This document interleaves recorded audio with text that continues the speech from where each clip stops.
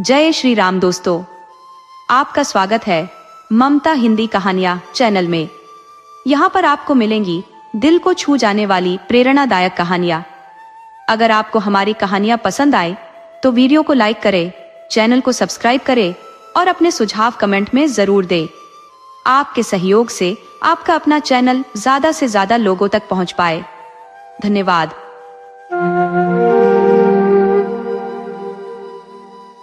कच्छ के एक गांव में एक युवक रहता था जिसका नाम था अली। अली बढ़ई का काम करता था। गांव के सब लोग उसे बहुत प्यार करते थे। वह छोटा सा था, तभी उसके माता पिता की मृत्यु हो गई थी, इसलिए वह अकेला ही रहता था। रोज शाम को अपना काम खत्म करके अली गांव के पोखर के किनारे जा बैठता और सोचता कि काश उसका भी अपना घर बार होता। ले देकर सगे संबंधियों से उसकी एक बूढ़ी मौसी पर थी जो 4 गांव आगे रहती थी। अली को उससे मिले कई साल हो गए थे। एक रोज अली ने तय किया कि वह अपनी मौसी से मिलने जाएगा। आखिर वह बूढ़ी थी, हो सकता है बीमार भी हो। अली ख्याली पुलाव पकाने लगा और सोचने लगा कि उसे देखते ही मौसी की आंखों में खुशी के आंसू उमड़ आएंगे। अगले दिन सूर्योदय से भी पहले अली अपनी मौसी के घर के लिए निकल पड़ा। विमल, जो एक कुम्हार था और अली का मित्र भी, ने बहुत कोशिश की कि अली अपने जाने का इरादा छोड़ दे। एक बार फिर सोच लो, विमल अली से बोला। तुम्हें अपनी मौसी से मिले हुए अरसा बीत गया है।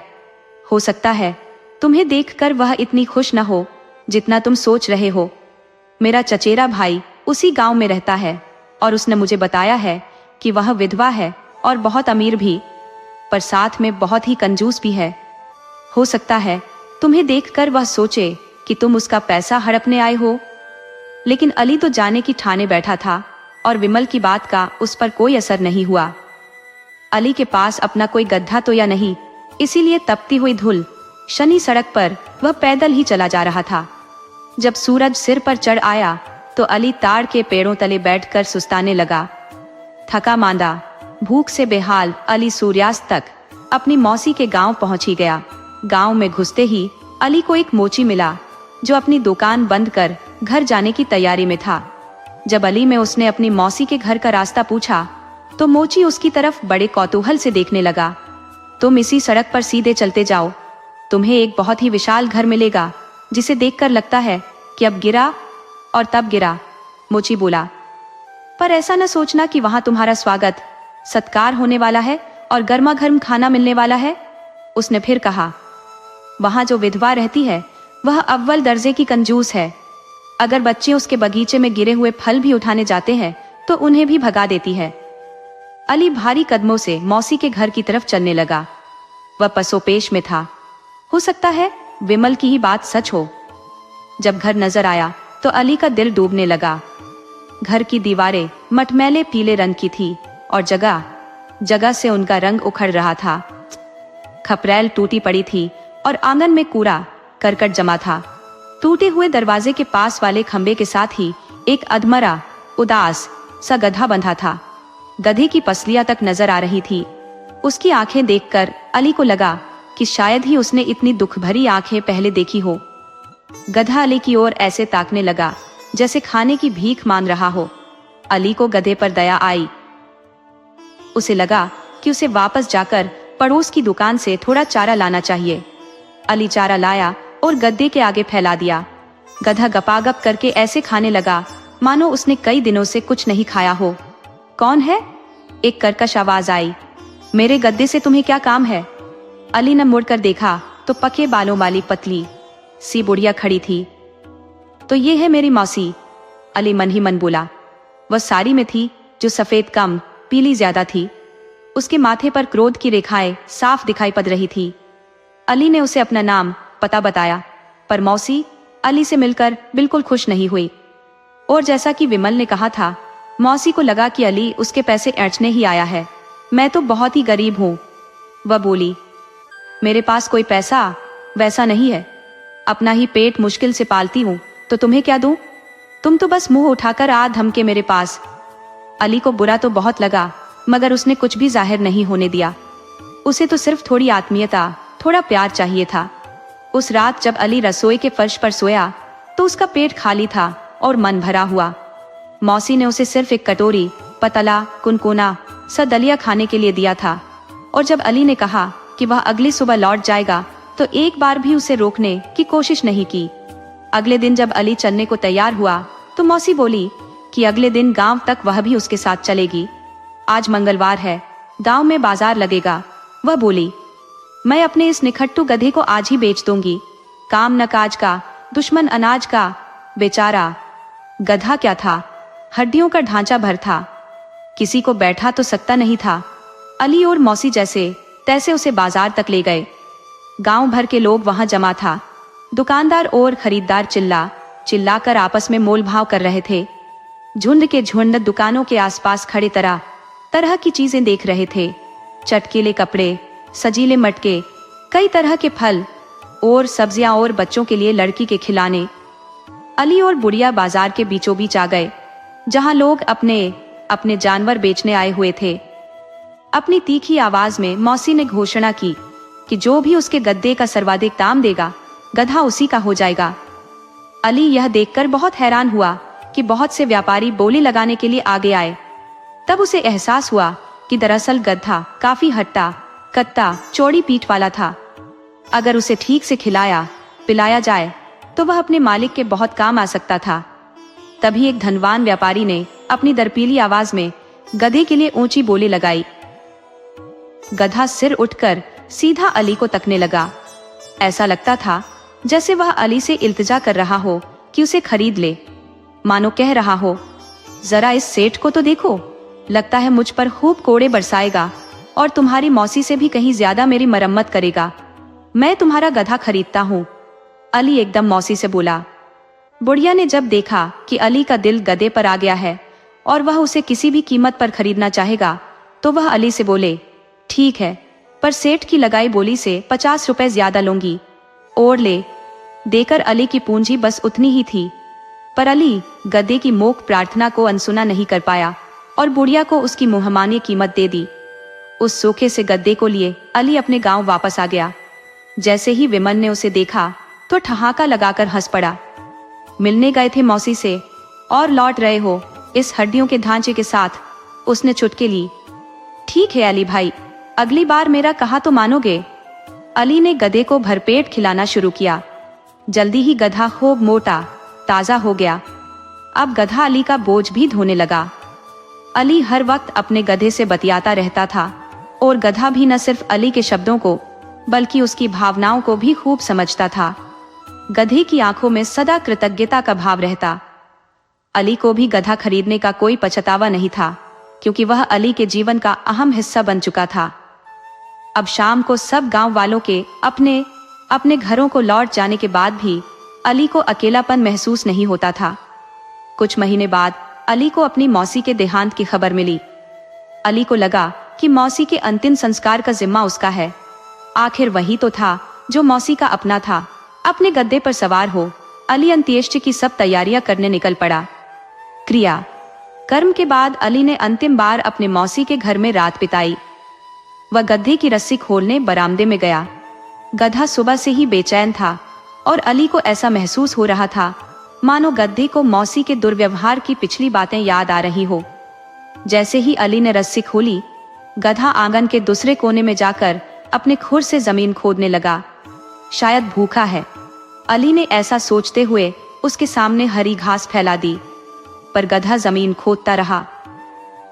शायद प्यासा है, अली ने सोचा और उसे पीने के लिए पानी दे दिया। लेकिन गद्दे ने पानी भी नहीं पिया और जमीन खोदता रहा। अली थका हुआ था।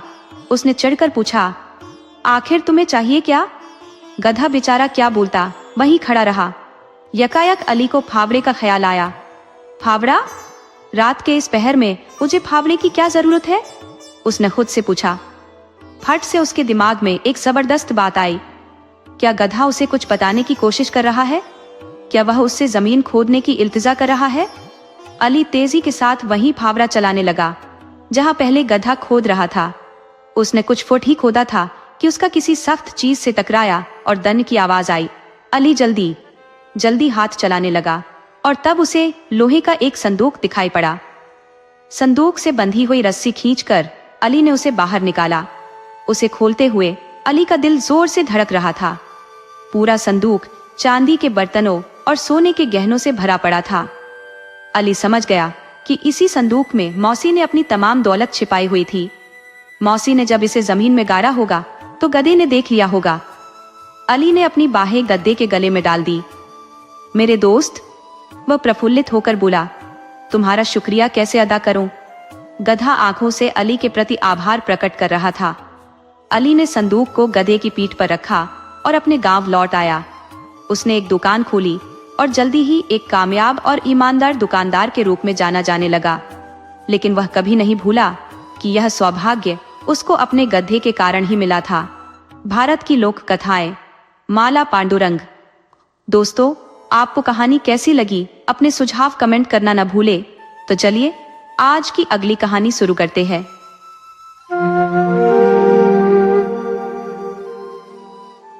किसी भी भाषा की एक पुस्तक को 6 अवार्ड मिले, यह एक विरल घटना है। लेकिन 7 पगला आकाश मांदा की सिद्धि इन पुरस्कारों में नहीं है। इसकी सफलता इस बात में है कि इसने गुजराती नारी समाज की चेतना को इस तरह झकझोर दिया कि यह पुस्तक सामाजिक क्रांति की अग्रदूत बन गई। गुजरात में शायद ही कोई ऐसा शिक्षित परिवार होगा जहां यह पुस्तक पढ़ी नहीं गई हो। पुरुष प्रधान समाज में स्त्रियों पर सदियों से प्रत्यक्ष अप्रत्यक्ष अन्याय होते रहे हैं। उसके सैकड़ों रूप इस कहानी में उजागर हुए हैं। इस पुस्तक की लोकप्रियता का कारण है कि इसमें हजारों स्त्रियों ने अपनी ही कथा, अपनी ही व्यथा का चित्रण पाया है और इसीलिए ये कहानी लेखिका की न रहकर पूरी नारी समाज की बन गई है। शिकुंदनिका कापड़िया। वे स्त्रियों के नाम से पहले सुश्री, श्रीमती इत्यादि लिखना पसंद नहीं करती।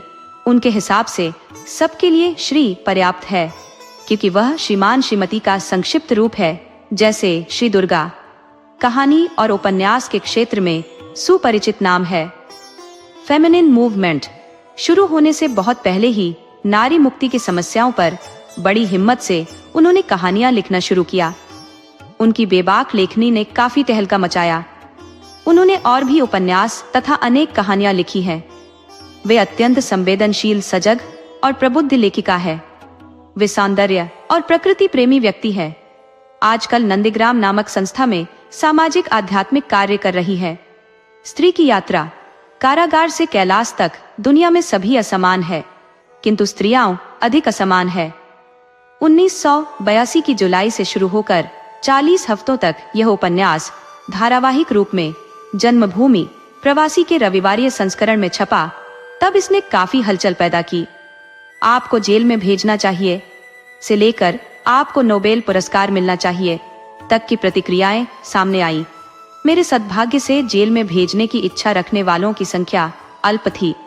मेरा बड़ा पुरस्कार तो था चारों ओर से मुझे मिले हुए सैकड़ों स्त्रियों के पत्र, जिनमें एक ही स्वर मुख्य था कि यह तो हमारी बात है।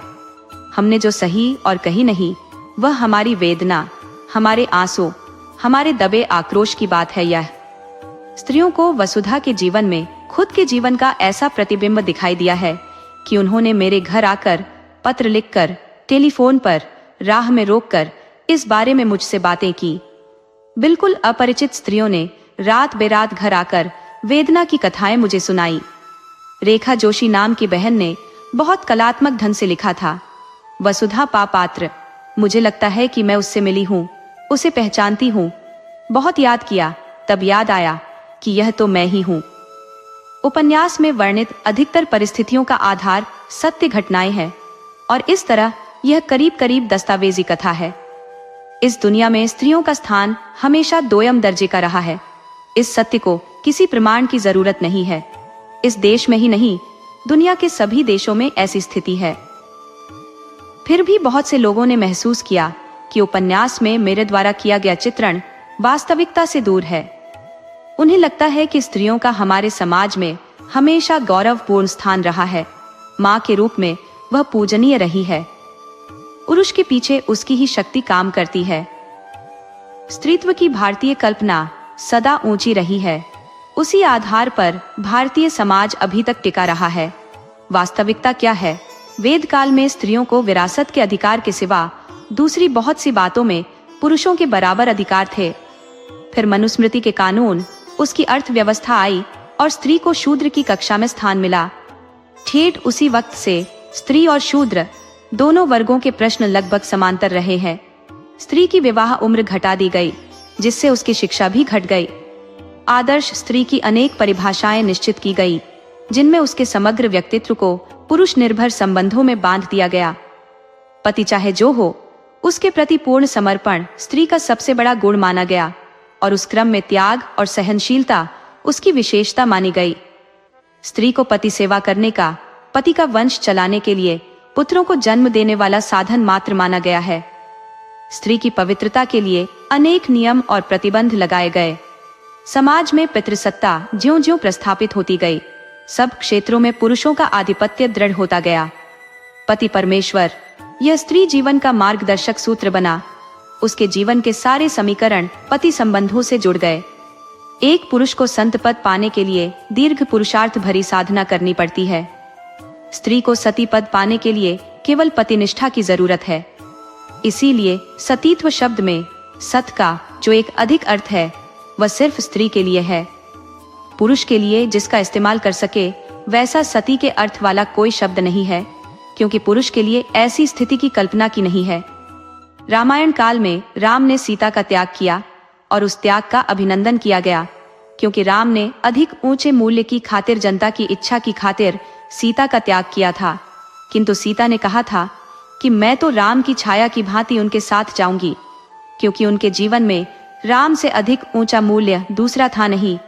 सीता के लिए जीवन की अंतिम मंजिल राम ही है, राम के लिए अंतिम मंजिल सीता नहीं है। सीता ने कहा, जन्म जन्मांतर आप ही पति रूप में मिले। राम ने ऐसी कोई प्रार्थना नहीं की। पिता की खातिर राम ने राज्य तजकर वनवास लिया था। पत्नी की खातिर वह राज्य तजकर वन में साथ नहीं जा सके। महाभारत में क्या है, युधिष्ठिर द्रौपदी को जब जुए में हार गए, तब द्रौपदी ने पूछा, धर्मराज जब स्वयं को हार गए हैं तो फिर क्या मुझे दांव पर लगाने का अधिकार उन्हें है? अर्थात धर्मराज को द्रौपदी को दांव पर लगाने का अधिकार होता, यदि वे स्वयं को हार न गए होते। इस तरह स्त्री जीतने की, हारने की शर्त में दांव पर लगाने की, दान में देने की वस्तु मानी गई। हमारे एक प्रखर चिंतक दादा धर्माधिकारी ने कहीं लिखा है, पुराण कथाओं में स्त्रियों का मुख्य रोल क्या था? किसी आर्षि मुनि की तपस्या भंग करनी हो तो उसका उपयोग किया जाता है। कोई राजा खुश होता है तो कहता है, आधा राज और राजकन्या दूंगा। प्रसन्न होकर जैसे राजा कोई वस्तु भेंट में दे, उसी तरह राजकन्या भी दे। वह भी एक देने की चीज है। विवाह में दिया जाने वाला कन्यादान भी यही बतलाता है कि कन्यादान की चीज है। स्त्री को स्वतंत्र व्यक्ति न मानने की वजह से और उसके जीवन का समग्र अस्तित्व ही पुरुष निर्भर संबंधों से जुड़ा होने से उसकी नाम रूप सहित सारी पहचान पुरुष आधारित है। एक स्त्री या तो पत्नी है या विधवा है। एक पुरुष की पहचान करवाते हुए ये श्री मोहन पटेल है, इतना कहना काफी है। वे कवि है या नौकरी पेशा है, इतनी पहचान काफी है। वे शादीशुदा है या नहीं, यह जानना अप्रस्तुत है। किंतु स्त्री के नाम के पहले सदा सर्वदा मिस या मिसेज, कुमारी या श्रीमती जैसे विशेषण लगाकर उसकी वैवाहिक स्थिति जाहिर की जाती है। शादी के बाद सौ या सौ लगाकर और विधवा होने के बाद गंगा स्वरूप लगाकर भी उसकी पति विषयक स्थिति जाहिर की जाती है। नाम की तरह वेशभूषा भी पुरुष के संबंध में स्त्री क्या है, इसे दर्शाने का काम करती है। पति हो तो वह फलानी तरह का श्रृंगार करे, सुंदर कपड़े पहने, न हो तो मंगलसूत्र, नाक का कांटा, बिंदी वगैरह धारण नहीं कर सकती। आजकल विधवा होने पर काली बिंदी लगाने की प्रथा चल निकली है, जो इसी तरह का स्थिति दर्शक श्रृंगार है और इसलिए गलत या हानिकारक है। 100 में पति ही स्त्री का सौभाग्य है, ऐसा स्पष्ट है। स्त्री दूसरी तरह से चाहे जितना यश प्राप्त करे, उत्तम कार्य करे, किंतु पति न हो तो उसे सौभाग्यवती नहीं कह सकते। सौभाग्य यानी अच्छा भाग्य सिर्फ पति ही माना जाता है। वह चाहे जैसा दुर्जन हो और उससे छुटकारा पाकर स्त्री को सच्ची शांति मिलती हो तो भी, वह न हो तो स्त्री का भाग्य अस्त हुआ माना जाएगा। और स्त्री को आशीर्वाद क्या दिया जाता है? सौभाग्यवती भव। लेकिन पति को आशीर्वाद देते हुए उसके दीर्घायु की कामना की जाती है। स्त्री को सीधे दीर्घायु हो जैसा आशीर्वाद नहीं दिया जाता। क्योंकि एक पत्नी गुजर जाए तो दूसरी स्त्री के साथ विवाह करना पुरुष के लिए सहज है। जो लोग भारतीय स्त्री की प्रतिमा को ऊंचे आसन पर बिठाकर उसकी ओर अहोभाव से देखते हैं, उनसे पूछे, मान लीजिए स्त्री का इस समाज में जो स्थान है और उसकी वजह से उसे जो कुछ सहना पड़ता है वह सब पुरुष के हिस्से में आए तो? मान लीजिए कि पुरुष को विवाह करते ही माँ बाप से अलग होना पड़े तो? बचपन से पुरुष के मन में भरा जाए कि उसे विवाह करके स्त्री के साथ मेल मिलाप से जीना और ससुराल वालों की सेवा करना उसके जीवन का लक्ष्य है, तो विवाह होते ही पुरुष के नाम धाम उपनाम धर्म बदल जाते हों तो? स्त्री का अनुगामी बने रहने में ही उसकी सर्वोच्च गुणवत्ता मानी जाए तो? पत्नी की मृत्यु पर उसे शोक मनाना पड़े, महीनों तक घर में बंद रहना पड़े, मनपसंद कपड़ों की जगह एक खास तरह के कपड़े पहनने पड़े, अपने नाम और परिधान से शेष जीवन पर्यंत अपना वैधुर्य प्रकट करते रहना पड़े तो? विवाह विधि में पुरुष दान किया जाए, विवाहित पुरुष को श्रीमान या सौभाग्यवान और विधुर को हिमालय स्वरूप जैसा विशेषण लगाना पड़े तो? घर में स्त्री का वर्चस्व हो और संपत्ति का कारोबार वही संभाले तो? पुरुष को निम्न स्थान पर रखने का कानून स्त्री बनाए और पुरुष के दिमाग में जन्म से ही यह भर दिया जाए कि त्याग और सेवा के लिए, स्त्री के सुख और सुविधा के लिए उसने शरीर धारण किया है। ऐसे आदर्श को सुंदर सुकुमार नाम पहचान कर पुरुष के मन में स्थिर कर दिया जाए तो? विधुर होते ही वह अपशकुन माना जाए तो विधुर पुरुषों के झुंड काशी या हरिद्वार में गंगा तट पर निष्क्रिय जीवन बिताते हों तो? या वह विवाह करे और जितनी बार करे उतनी बार उसका नाम उपनाम बदलता हो तो? कोई भी न्यायप्रिय व्यक्ति इन प्रश्नों को पढ़कर अस्वस्थ हो जाए। लेकिन स्त्री ये सारा अन्याय सहती है, सदियों सदियों से सहती आई है। बचपन से ही स्त्री के जीवन की गति पुरुष की दिशा में होती है। ब्याह के बाद लड़की को पराये घर में पराज्ञा में बंद कर और उसी में समाधान मानकर जीना है। इसे ही ध्यान में रखकर लड़की का लालन पालन किया जाता है। जरा सी भूल होने पर ससुराल में कैसे चलेगा ऐसा उलाहना दिया जाता है। इसे ध्यान में रखकर ही उसे पढ़ाया जाता है या उसकी पढ़ाई छुड़वाई जाती है। लड़की ब्याह के बाद पति को माँ बाप से अलग रहने की प्रेरणा दे तो उसकी खूब निंदा होती है, किंतु विवाह के कारण स्वयं लड़की को अपने माँ बाप से बिछुड़ना पड़ता है, ये किसी को अखरता नहीं है। क्या प्रेम या संबंध का कर्तव्य पुत्र और उसके माता पिता के बीच ही होता है, पुत्री और पुत्री के माँ बाप के बीच नहीं? इस उपन्यास को लिखते हुए 1983 में मैंने कॉलेज की बहुत सी छात्राओं, काम करने वाली लड़कियों, कला प्रवृत्ति में लगी युवतियों से पूछा था, विवाद के बाद आप लोग अपना कार्य जारी रखेंगी ना? एक दो अपवाद के सिवाय सभी लड़कियों ने कहा था, हमें घर कैसा मिलता है उसी पर सब निर्भर है, अपना भविष्य गढ़ना तुम्हारे हाथ में है। ये प्रेरणा सूत्र स्त्री के लिए नहीं है। पति या ससुराल वाले न चाहे तो वह अपना काम, अपनी कला प्रवृत्ति वगैरह छोड़ने के लिए तैयार है और उसमें गर्व भी मानती है। इसका कारण यह है कि अपने व्यक्तित्व का विकास करके कोई सिद्धि प्राप्त करने की जगह उसे यह आदर्श सिखाया गया है कि उसे अपना विसर्जन करना है। यही उसे अपना चरम कर्तव्य लगता है।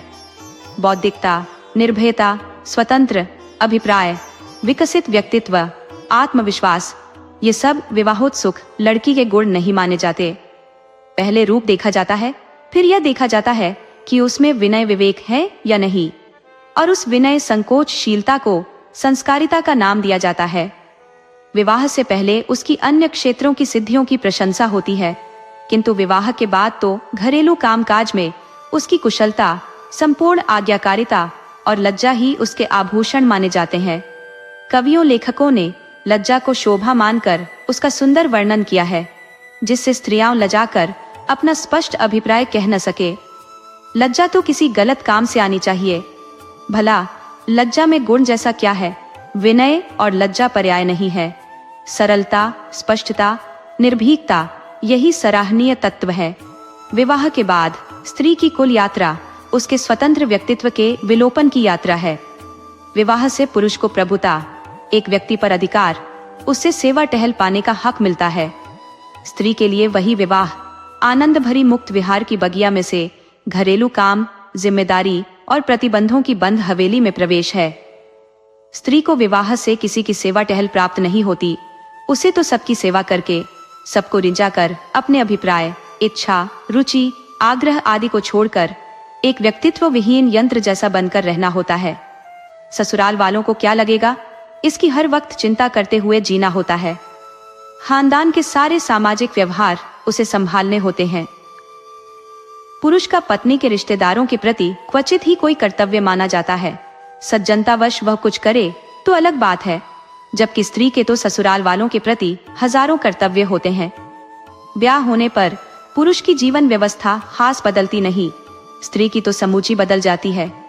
कल ही एक युवती मिली थी, अभी MBBS पास किया है। बोली, अब मेरा नाम स्मिता है। मैंने कहा, तुम्हारा नाम तो सुनीता था ना? बोली, ब्याह के बाद उन लोगों ने नाम बदल दिया, घर में उस नाम के 2 हो गए। किंतु भाई का और पति का नाम एक हो तो किसी स्त्री ने पति का नाम बदला है? इस तरह घर, कुटुंब, नाम, धाम, ग्राम बदलने के कारण स्त्री की मूल पहचान कहीं नहीं रहती।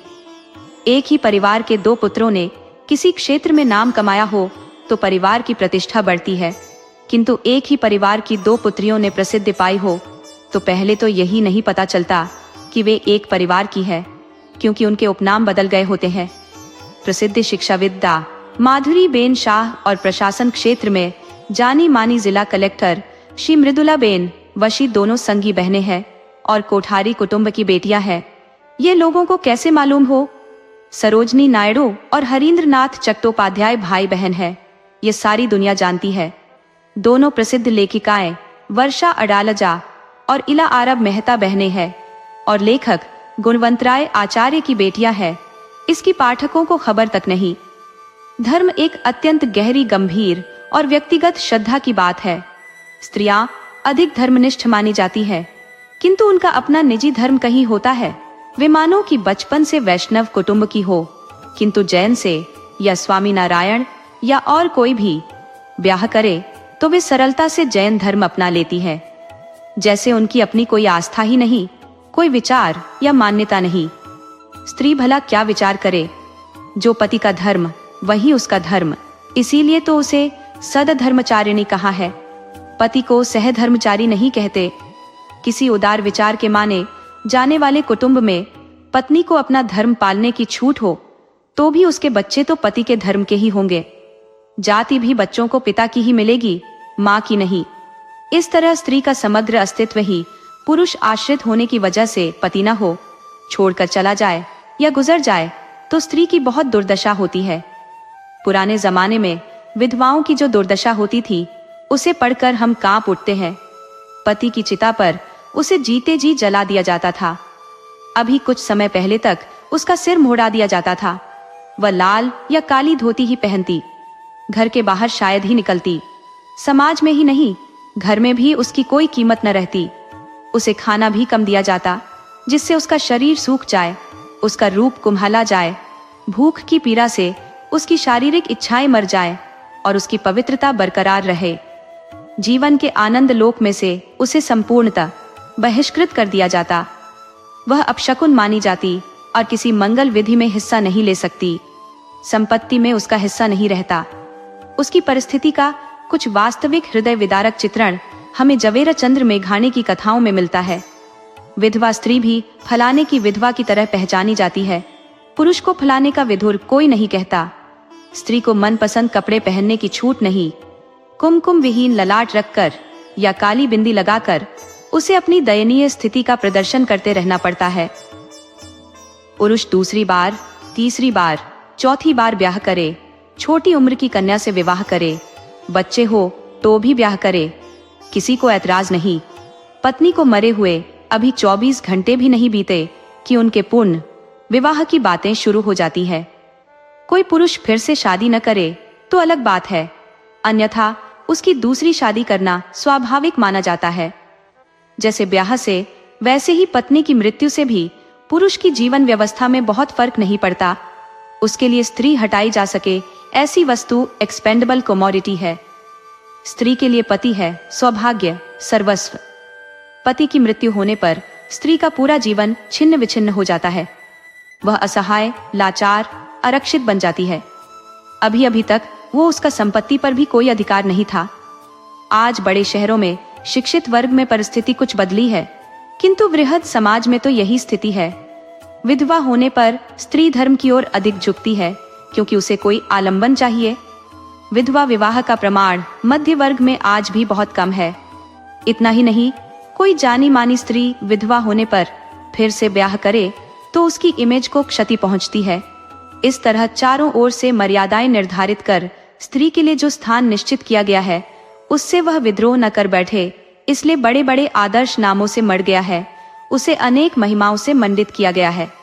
ऐसा ही एक महिमामय नाम है मातृत्व। हमारे यहाँ मातृत्व का जो गौरव गान किया गया है, वह एक मिथ है। मैं तो यूं कहूंगी कि वह एक दंभ है। अरविंद आश्रम की माताजी ने एक बार कहा था कि माता को अपने बच्चों के प्रति जो प्रेम होता है, उसका लोगों ने अद्भुत चित्र खड़ा किया है। इस बात में मनुष्य के पास अलंकारिक भाषा में बात करने की जो शक्ति है, उसे छोड़ दें तो फिर ऊंचे प्रकार की वाणी, जैसे स्तन्य प्राणी, सब में अपने बच्चे के प्रति जो प्रेम होता है, वह ठीक उसी प्रकार का होता है। बालक को जन्म प्रत्यक्ष रूप से माता ही देती है। 9 महीने तक वह माँ के उदर में पलता है। उससे स्वाभाविक ही जन्म के समय माँ बालक का एक अनूठा संबंध बनता है। जन्म के बाद लंबे समय तक बालक को पोषण संवर्धन के लिए माँ की संभाल उष्मा सेवा की जरूरत होती है। इस कार्य के लिए अपनी सुख सुविधा को भूल जाना माँ के लिए सहज है, लगभग इंस्टिंक्ट रूप है। बालक के जीवन संरक्षण के लिए माँ की ओर से यही अत्यंत जरूरी है, नहीं तो बालक का स्वस्थ लालन पालन मुश्किल हो जाए। प्राणियों में भी ठीक यही वृत्ति बच्चों के पालन में होती है। इस तरह स्त्री एक ऐसा कार्य करती है जो मानव जीवन के सातत्य के लिए अनिवार्य है।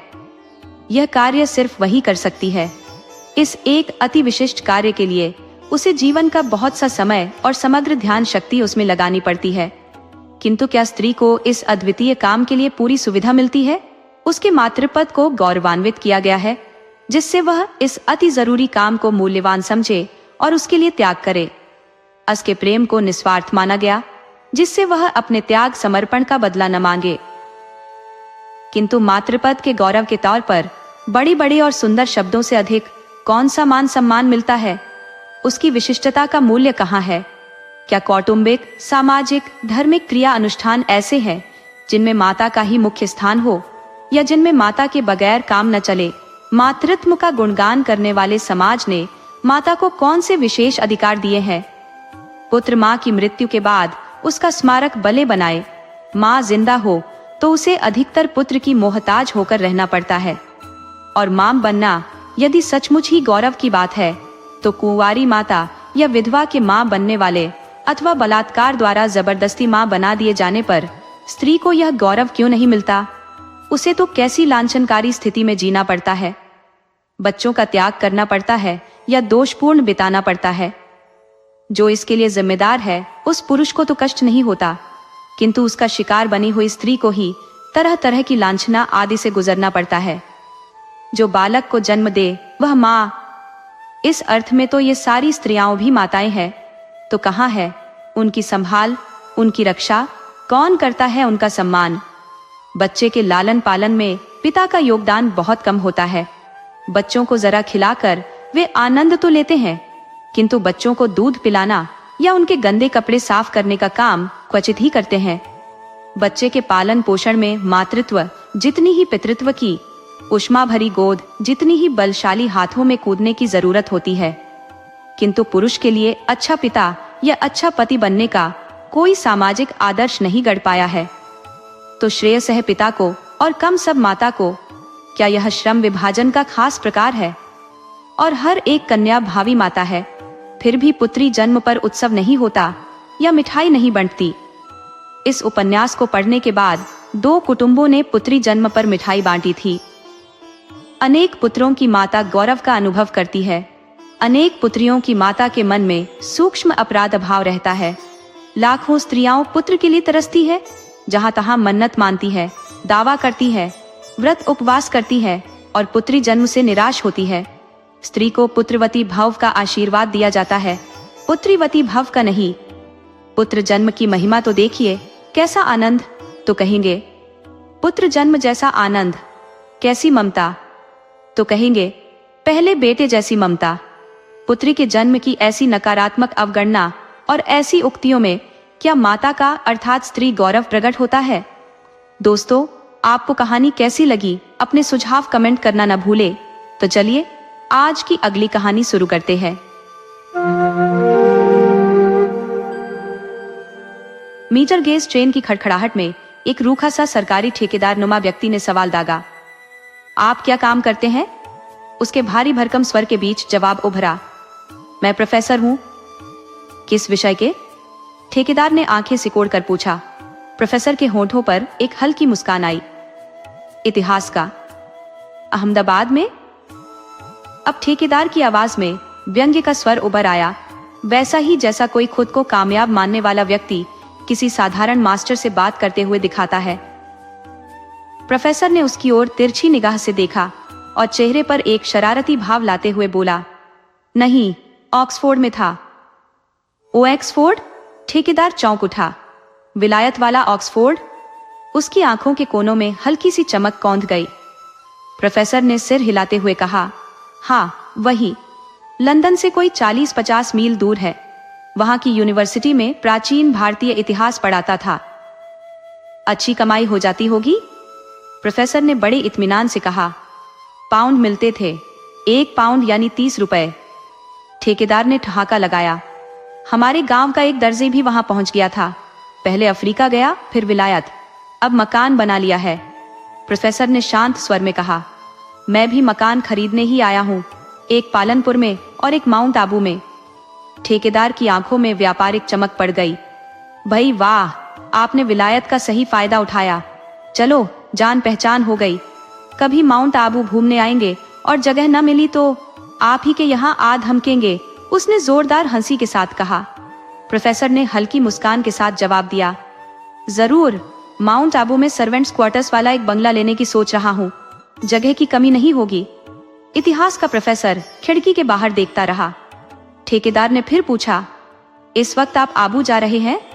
नहीं, पहले पालनपुर, मकान का सौदा पक्का करना है, फिर आबू। ऊंचा स्टेशन आ गया। ट्रेन के रेस्तरां कार का बैरा आकर बोला, साहब, थाली पालनपुर स्टेशन पर आएगी, ले आऊं? प्रोफेसर ने सिर हिलाकर कहा, नहीं, हम पालनपुर पर ही उतर जाएंगे। पालनपुर का स्टेशन, गुजरात का अंत, राजस्थान का आरंभ, करीब करीब। तांगे वाले ने पूछा, कहाँ जाना है? टूटे नीम। दिल्ली दरवाजे के बाहर एक ग्राम्य स्त्रार सूखी घास बेच रही थी। तांगे वाले ने इतिहास के प्रोफेसर से कहकर तांगा रोक लिया और देहाती लहजे में घास का मोल भाव करने लगा। 10 आना? चल चल। नहीं काका। अच्छा जा, डाला, भीतर जाकर पूछ लेना, कहना हाल भाई ने भेजी है। इतिहास का प्रोफेसर देखता रह गया। शहरों का अविश्वास अभी तक यहाँ नहीं आया था। तांगा चला। सिगरेट पियोगे हाला भाई? दीजिए साहब, 2 सिगरेट। हाला भाई की खुलती बातें, घोड़ा बहुत अच्छा है हाला भाई? हाँ साहब, ये घोड़ा। फिर वही देहाती लहजा, 2 बरस पहले मैंने 200 में मांगा था, 4 बरस का है, जसराज मारवाड़ी का है, भूखों मार डाला है बेचारे को, 17 रोज पहले मैंने खरीदा इसे। साहब, गाड़ी में लगाए 3 रोज ही हुए हैं, 2 घोड़े हैं मेरे पास। असबाब भी मंगाना था घोड़े का, मगर बरसात हो गई, छापी के पास पानी भर आया, इसलिए अब 2 दिन बाद। वर्षों के बाद वह भाषा टकरा रही थी कानों से, उसके इतिहास की भाषा, अतीत की भाषा, बचपन की भाषा। सुसंस्कृत होने के बाद अयास करके भूली गई उसकी अपनी भाषा, पितृभाषा। सामने नियम का बूढ़ा पेड़ खड़ा था, जिसे वह टूटे नियम के नाम से पहचानता था। इतिहास का प्रोफेसर तांगे वाले को पैसे देकर उतर पड़ा। पितृभूमि, पूर्व पश्चिम उत्तर दक्षिण, यह पूरब यह पश्चिम, चकोरों की दुनिया, मेरा नीलगु आसमां बेकिनारा। पितरों की भूमि को चूम लेने की इच्छा हुई। एक वृद्धा उसे घूरती हुई गुजर गई। पहचाना नहीं? मीना काकी जी रही है अब तक? इतिहास का प्रोफेसर घर की गली में मुड़ गया। घर में जाकर खिड़की खोलकर उसने टूटे नीम की ओर देखा। उसके दादा नीचे हमीद खां को घोड़े की रास पकड़ाकर ऊपर आकर साफे को मेज पर रखकर इसी तरह खिड़की खोलकर नीम की ओर देखते होंगे। उसके पिता ने मद्रास से आकर इसी तरह खिड़की खोली होगी और इसी तरह नीम को देखा होगा, और वह ऑक्सफोर्ड से आकर ठीक उसी तरह खिड़की खोलकर नीम को देख रहा था। बूढ़ा दरख्त पीढ़ियों पुराना था, 50 वर्ष पुराना। कहते हैं जब दादा छोटे थे, एक रोज बिजली गिरी थी और नीम आधा टूट गया था और तले बैठे हुए 2 ऊंट मर गए थे। तभी से शायद उसे टूटा नीम कहते थे। उसकी दृष्टि गैस लाइट के लोहे के खंभे की ओर गई। लड़ाई के दिन थे और बिजली बचाने के लिए बत्तियां बंद रहती थी। गांव भर में 4-5 ही मोटर कारें थी और किसी एक मोटर के पीछे अन्य लड़कों के साथ वह भी दौड़ा था और लोहे के खंभे से टकरा गया था। अनायास उसने उंगलियां कपाल पर उभरे घाव पर फेरी। घाव बालों में था, पर अब तो बाल झड़ चुके थे। गांव का निशान बाहर आ गया था। याददाश्त की आंधियां, धुंधली सी स्मृतियां। घर से घंटा घर दिखाई पड़ता था एक जमाने में, अब तो बीच में एक पीपल का पेड़ उग आया था। घंटा घर के घंटे शायद अब भी सुनाई पड़ते होंगे, शायद, या घड़ी में तपे हुए छप्परों पर से सूखे कपड़े उतार लेते थे हम। नीम के नीचे एक नकटी औरत चिल्ला चिल्लाकर शहतूत बेचती थी। शहतूत में से इल्लियां निकलती हैं। माँ हमेशा शहतूत लेने से मना करती थी। पैरों में बेड़ियां डालकर पुरानी जेल की ओर ले जाए जाते हुए कैदी। दोपहर को 12 बजे किले की दीवार पर से छूटती तोप। रवारी लकड़ियां बेचकर ऊंट को खड़ा करता और ऊंट पिछली टांगों के बल दले की घंटियां हिलाते हुए खड़ा होता। बेढंगा दृश्य, ट्यूबलाइटों से पहले की दुनिया। शाम को गर्म राख से लालटेन के कांच के गोले साफ होते थे। रात दीवारों की छायाओं में थिरकती। अंधेरे अंधेरे मुर्गे की बांगे और सब्जियां सजाती सब्जी वालियों की कर्कश गालियां। सोते समय आंखों के ऊपर तुले हुए सितारे सुबह के झुटपुटे में निस्तेज होकर ऊंचे मकानों के पीछे लुढ़क जाते। जब आंखों पर चश्मे नहीं थे, जब बुद्धि की परतें जमी नहीं थी, जब आत्मा पारदर्शक थी, जब बिना दांव पेंच हंस डालना स्वाभाविक था, जब साथ पड़ती लड़की की खुली कमर पर फैली अमहौरियां देखकर सिर्फ अमहौरियों के ही विचार आ सकते थे, जब इतिहास का प्रोफेसर बालकनी की रेलिंग पर झुक गया और इतिहास में से नेतिहास की बात बाकी करने लगा। शाम को आंधी आ जाती थी कच्छ के छोटे रन की तरफ से। अब कच्छ का छोटा रन ही आ गया था। बरसात कम हो गई। छुटपन में बहुत होती थी। स्कूल में छुट्टी हो जाती थी। टूटे नीम के पास पानी बहता हुआ मिडिल स्कूल तक जाता था और वह भी बहते पानी में दौड़ता कूदता दोस्तों के साथ मिडिल स्कूल तक चला जाता था। तब स्कूल में टेलीफोन नहीं था और वापसी मार्ग में खेतों के किनारे से चुराई हुई हरी सौंफ चबाते चबाते। जॉर्ज 5th क्लब पर होती बारिश क्लासरूम की खिड़की से दिखाई पड़ती। टाइफाइड होता था तो 21 या 28 या 35 दिन बिछौने में लेटे रहना पड़ता था। तब मायासेठीन औषधियां नहीं थी और तांगे में बैठकर आया हुआ डॉक्टर सिर गंजा करवा देता था। चिरायते का काढ़ा पेनिसिलिन और सल्फा औषधियों से ज्यादा काम देता था और हड्डी टूट जाती या बिजली के सामान की जरूरत पड़ती तब आबू वाली दोपहर 2:30 की लोकल में बैठकर अहमदाबाद जाते थे। अहमदाबाद बड़ा शहर था जहां बिजली का सामान अच्छा और सस्ता मिलता था। पुरानी जेल के पास वाले उबड़ खाबड़ मैदान में छुट्टी की हर दोपहर को स्टंपिन गाड़कर एक इनिंग्स वाले क्रिकेट के मैच खेले जाते थे और जीतने के बाद 3 बार हिप हिप हुर्रे चिल्लाते थे। जेल में पंडित जवाहरलाल नेहरू को खून की उल्टी होने की अफवाह पर हफ्ते भर सभाएं होती थी। नवाब साहब खुदाबंद खुदाए खान, फैज बख्श, फैजर हसान, श्री दीवान महाखान, जुब तुल मुल्क और नाम के बाद में GCIKCCVOS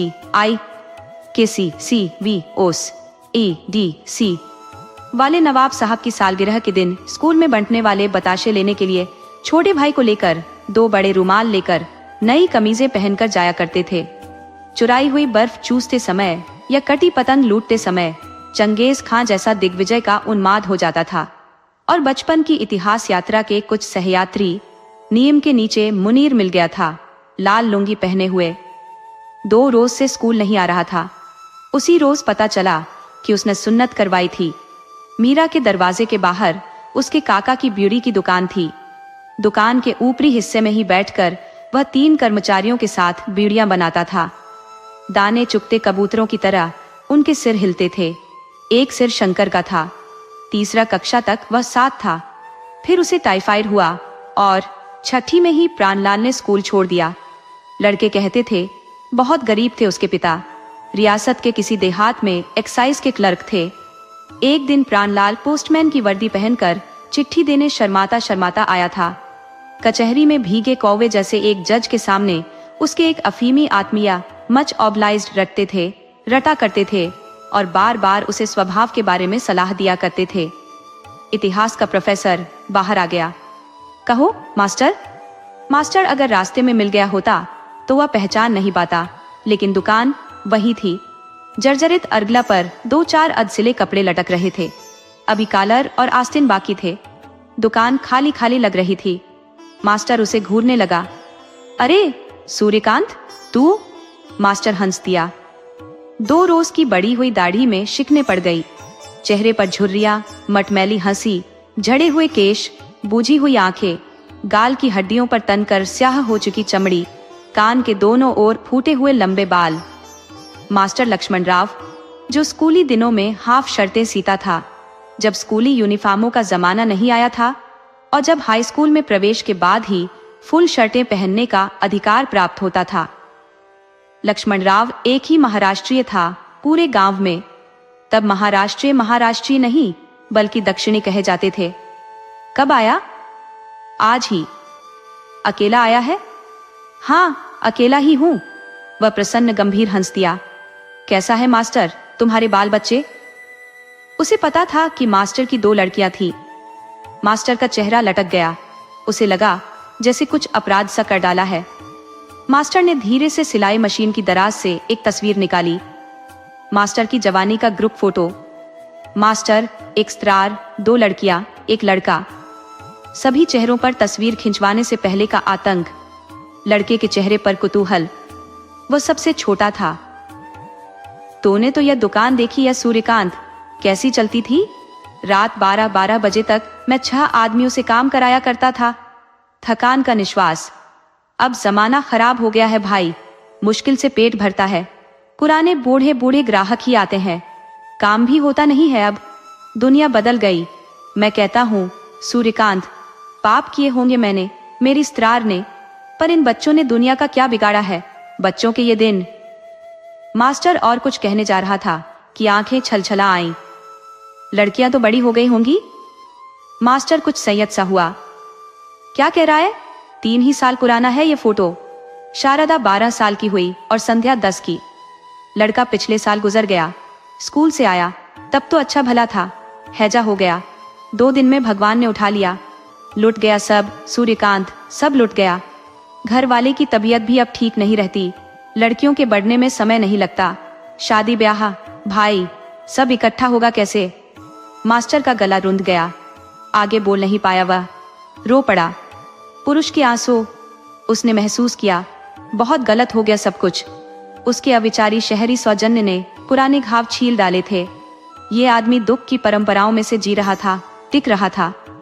कितने समय से उससे आश्वासन के स्वर में कहा, मास्टर तुम तो मर्द हो, भगवान है ऊपर, सभी का देखता है। वह सच्चे आदमी को वह निश्चय ही पार उतारता है। ना, वह सब झूठ है। अब भगवान में श्रद्धा नहीं रही है मेरी। मैंने किसी का कुछ भी नहीं बिगाड़ा है और मुझे ही इतने सारे दुख।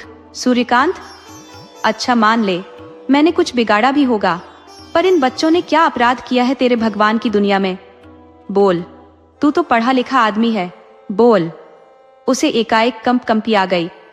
मास्टर पागल हो गया है क्या? धीरे से सांत्वना की औपचारिक बातें करके वह भाग निकला वापस घर की ओर। विचारों में उलझा हुआ। नवाबी गई, प्रजा का शासन आ गया, प्रजातंत्र आ गया। क्या कर डाला है प्रजातंत्र ने? अहरनिश भगवान की पूजा भक्ति करने वाले, डरने वाले, अटल श्रद्धा रखने वाले, सीधे सादे गरीब, प्रामाणिक रोटी कमाकर खाने वाले श्रमजीवियों के हृदय में से भगवान के प्रति श्रद्धा हिला डाली। और वह भी बुढ़ापे में। जीवन किनारे लगने आया तब। बाइबल के ओल्ड टेस्टामेंट में एक पात्र है, उसका नाम है जॉब। जॉब अच्छा आदमी था, सच्चा आदमी था, सज्जन था, कुलीन था। भगवान ने उसी के ऊपर सब दुख डाल दिए। उसके बच्चे मार डाले, उसकी संपत्ति का नाश कर डाला, उसके शरीर को तोड़ दिया। जॉब ने प्रश्न किया, प्रभु, मुझ निर्दोष को तूने इतने सारे दुखों में क्यों फेंक दिया? शायद मैं संपूर्ण नहीं हूं, मगर मैंने ऐसा क्या किया है कि मुझे ही इतने सारे दुख सहने पड़े? जॉब के प्रश्न का उत्तर भगवान ने अभी तक नहीं दिया है। अन्याय सृष्टि का सबसे बड़ा रहस्य है। जॉब एक सर्व मनुष्य का नाम है जो 2000 वर्षों से यह प्रश्न कर रहा है। जॉब क्रांतिकारी नहीं है, जॉब सीधा चारित्र्यवान मनुष्य है। जैसा मास्टर, 3 वर्ष में मास्टर कितना वृद्ध हो गया है। शोषित का वृद्धत्व और शोषित का इतिहास। वह घर में घुस गया, अब मिलना नहीं था किसी से। पुराने घर में घुस गया, अब मिलना नहीं था किसी से। पुराने लोगों के पास एक ही रसिक बात है, मृत आत्मियों की। नए उसे पहचानते नहीं है। पीढ़ियां बहुत जल्दी बड़ी हो जाती है। गांव ने शायद कायाकल्प ही कर लिया है। किले की रांग तथा मुख्य द्वार गिरा दिए गए हैं। स्टेशन पर ओवरब्रिज बन गया है, सामने गुड्स साइडिंग। बरसात के पहले बिना प्लेटफॉर्म टिकट स्टेशन पर घूमने जाते थे तो आसपास के पेड़ों में कभी कभार नीलपंखी दिखाई पड़ते थे।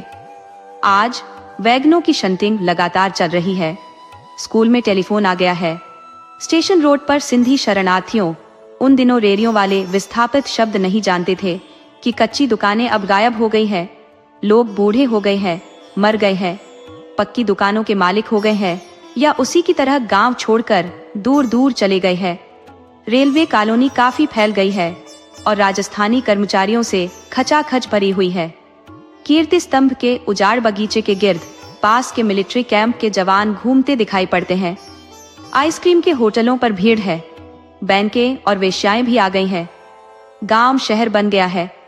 शाम का मेल 5:30 बजे का मेल अब रात 8 बजे आता है। अंतर वही है, सिर्फ समय बढ़ा दिया गया है। एक ही चीज कायम है, पूर्ववत। ट्रेनों का लेट होना। ट्रेन चली। दूर झाड़ियों के झुंड के ऊपर कीर्ति स्तंभ का शिखर दिखाई दिया।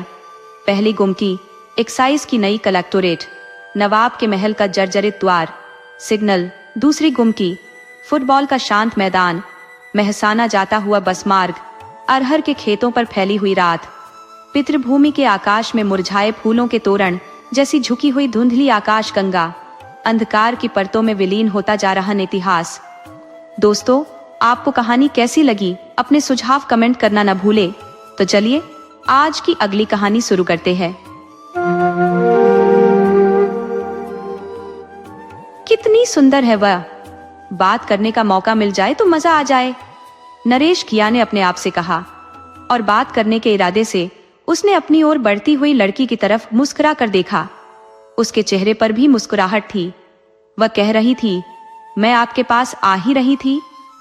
सचमुच मुझे बहुत खुशी हुई मिस नंदिता मेहता, उसने वाक्य पूरा किया। कल की गोष्ठी में मुझे आपका व्याख्यान बहुत पसंद आया।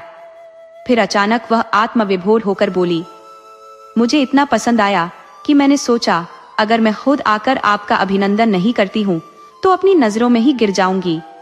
नरेश जरा झुककर बोला, thank you thank you thank you miss Nandita. Nandita Mehta नहीं मिस्टर गिया। पर आपने गलती की ना मिस नंदिता। मैंने गलती की? कौन सी? मेरा नाम मिस्टर गिया नहीं नरेश है। ओह सॉरी, हाँ मैं अपनी खुशी ही आपके सामने व्यक्त करना चाहती थी। मैं गौरवान्वित हुआ, पर क्या मैं सचमुच इतना अच्छा बोला था? इतना अच्छा कि आपके जैसी तेजस्वी स्त्री। सॉरी, कन्या को खुद चलकर आना पड़ा मुझे बधाई देने। आप जरूर इतना ही अच्छा बोले होंगे, नहीं तो मैं इधर क्यों आती। एक मुस्कुराहट उसके अधरों पर थी। आप कैसे आदमी है, जैसे कि आपको पता ही न हो कि आप कितना अच्छा बोले थे। सचमुच पता नहीं है मिस नंदिता, बहुत ही भुलक्कड़ हूं। पर क्या कहा था मैंने? अगर यही मैं बता सकती तो बधाई स्वीकार कर रही होती, दे न रही होती। पर वह क्या वाक्य था? थॉट ग्रामर इज लैंग्वेज, वह क्या कर दिया था? हाँ, वह तो नरेश चुटकी बजाते हुए कह रहा था, words are to thought, grammar is to language. विचारों के लिए जो महत्व शब्दों का है, वही महत्व भाषा के लिए व्याकरण का है। पर नंदिता जी, ये उक्ति मेरी नहीं है, कहीं पढ़ी थी मैंने। पढ़ी हुई ही सही, पर आपने इसका प्रयोग बहुत अच्छा किया। फिर आपकी तो आदत है कि किसी चीज का भी यश लेना नहीं चाहते। पंड्या साहब कह रहे थे। क्या कह रहे थे पंड्या साहब? यही कि नरेश बिल्कुल अभिमानी नहीं है। हमारी कक्षा में कल की गोष्ठी के संदर्भ में बातें करते हुए आज ही उन्होंने कहा कि आपने कोई निबंध बहुत अच्छा लिखा था, किंतु उसका भी यश आप लेने को तैयार न हुए। मैंने तो केवल उसे उद्धृत कर दिया था, और सच भी यही था मिस नंदिता। मिस विस जाने दीजिए नरेश जी, सिर्फ नंदिता ही अच्छा लगता है। नरेश को झुका, फिर मन में गुदगुदी महसूस करते हुए बोला, मैं झूठ नहीं कह रहा हूं, मुझे मस्खरी करने की आदत है। मैंने ईमानदारी से लिखा था कि परीक्षक अगर ऐसा मानेगा कि ऐसा लिखने वाला लड़का प्रतिभावान है तो यह उसकी भूल होगी। अक्सर ऐसा भी होता है कि जो चीज परीक्षक ने न पढ़ी हो उसे विद्यार्थी पढ़ ले और उसे परीक्षा में लिख दे तो परीक्षक उसे होशियार समझने लगता है। होशियार है तो लगेगा भी। इस तरह से नरेश तथा नंदिता की मित्रता गाढ़ी होती गई, जो थोड़े ही दिनों में सारे कॉलेज की चर्चा का विषय बन गई। कॉलेज में नई आई नंदिता अपने रूप तथा लावण्य से सबके आकर्षण का केंद्र थी। नरेश अपनी चपलता और होशियारी के लिए सबका प्रिय था ही, पर वह उस रूपवती सुंदरी का भी प्रिय हो जाए यह किसी को भी पसंद नहीं आया। फिर भी सभी समझते थे कि यह स्वाभाविक ही है, क्योंकि नरेश जैसा प्रतिभाशाली था वैसा ही धनवान भी था। बात बात में वह लजाता हुआ कहता था कि बड़ौदा में उसके पिता की 2 मिलें तथा 4 मोटरें हैं। वहां तो बड़े राजसी ठाठ तथा लाड प्यार से रखा जाता है, पर उसकी इच्छा बंबई में ही पढ़ने की थी, इसलिए वह यहाँ चला आया है। मम्मी तो बहुत रोई थी, पर पापा इरादे के बड़े पक्के हैं। बेटा अपने आप अपनी जिंदगी संवार सके, इसलिए न तो एक मोटर वहां से भेजते हैं और न मुझे यहाँ खरीदने देते हैं। बस 4 में से 2 तो बेकार पड़ी रहती है। एक का इस्तेमाल मम्मी करती है, एक पापा की सेवा में रहती है। जब कभी मैं वहां होता हूँ तब तीसरी मोटर भी मुझे दे दी जाती है, और मम्मी अक्सर कहती है तू अकेला है इसलिए तेरे हिस्से में 2-2 मोटरें हैं। नरेश और नंदिता जब भी मिलते उनकी बातचीत का विषय मुख्यतः विदेश होता।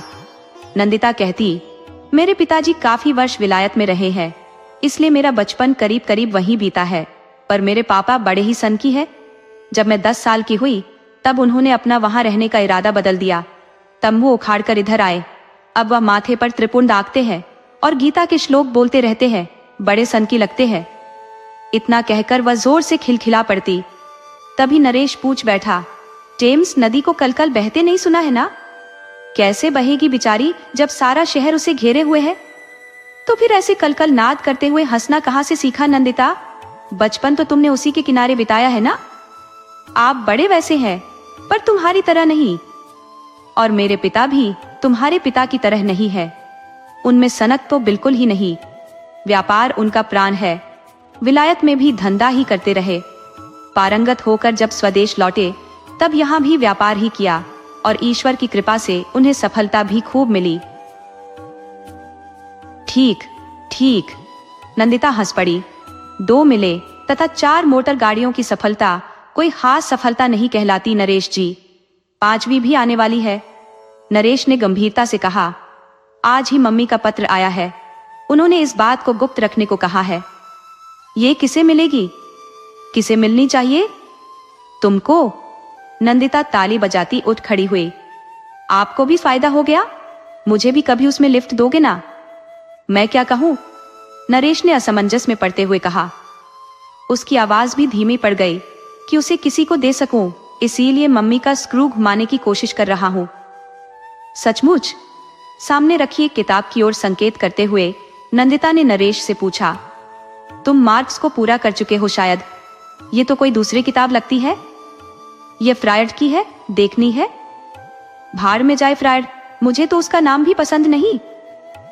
तुम बहुत जल्दी ही ऊब जाने वाली जान पड़ती हो। तो लाओ देख लेती हूँ, इसमें क्या है। नहीं नहीं, रहने दो, मेरा फायर इतना गिरा हुआ नहीं है, नरेश ने हंसते हुए कहा, और उस पुस्तक को उसने जरा परे खिसका दिया। देखूं तुम्हारा फ्रायर, उसमें क्या पढ़ने लायक है? कहकर उसने अचानक आगे बढ़कर पुस्तक उठा ली। अरे ये तो लंदन की गाइड बुक है, फ्रायर कहाँ है? अरे ये आ गई, बदल गई होगी शायद, पटेल है ना? काफी दिनों से पीछे पड़ा है लंदन के बारे में जानने के लिए, इसीलिए उसे देने के लिए लाया हूँ। बेचारा फ्रायर तो मेरे कमरे में ही सो रहा होगा। पर यह भी उन लोगों के लिए है जो लंदन से बिल्कुल अनजान है। पटेल तो अनजान ही है ना? पर यह पुस्तिका तो एकदम नई है, क्या उसी के लिए खरीदी? क्या करूं, मित्र है ना, और फिर क्या उसकी खरीदने की औकात है? कितने उदार हो तुम। उदार तो तुम हो नंदिता। नरेश की आवाज भाव विभोर हो उठी। नहीं तो मेरे जैसे को इतने स्नेह भरी मित्रता कैसे देती? तुम्हारे जैसे को? नंदिता ने भ्रुकुटी सिकोड़कर पूछा। नरेश ने उसी दिन अपने पिता को पत्र में लिखा, आपकी एक बात हमेशा सच होती रहती है कि मुझे परीक्षा में अच्छी डिवीजन नहीं मिलती। वैसे ये बात सभी मानते हैं कि मेरा सामान्य ज्ञान बहुतों से अच्छा है, क्योंकि मैं किताबी कीड़ा नहीं हूँ, शायद इसीलिए ऐसा है। यह कोई नहीं मानेगा कि मैं वास्तव में ठूठ हूँ। इतना ठोज कि बंगाली सीखने बैठा, पर लिपि इतनी टेढ़ी मेढ़ी कि उसी में उलझ कर रह गया और उसे छोड़ बैठा। फिर भी मेरे मित्र मुझे बंगाली का पंडित मानते हैं। मुझे हंसी आती है उन पर। माँ कैसी है?